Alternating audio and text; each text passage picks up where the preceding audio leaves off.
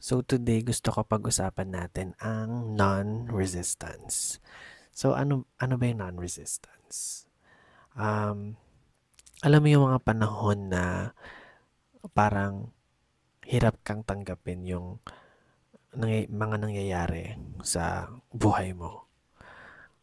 Gusto mo siyang baguhin agad, tapos ayaw mong maramdaman yung feelings mo, like gusto mo silang takasan.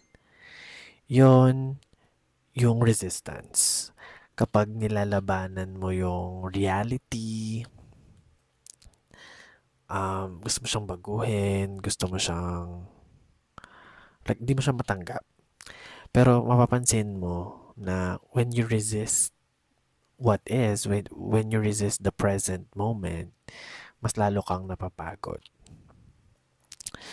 Pero pag natutunan mong hayaan mo muna siya, like let it flow, hindi ibig sabihin nun na sumusuko ka. Pero ibig sabihin niya, pinapayagan mong mangyari yung mga bagay nang hindi mo siya pinipilit baguhin. You just letting things happen. Yun yung non-resistance. It's trusting that even the delays, the pain, the loss, may reason kung bakit sila nangyayari.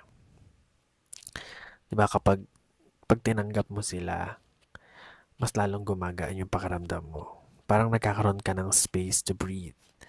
So, non-resistance means accepting things as they are, accepting what's here, not as defeat, but as trust. So, yeah, that's it. So, if you want more of that,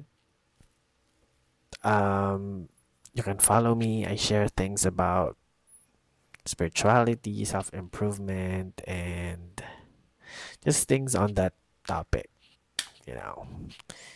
Yeah.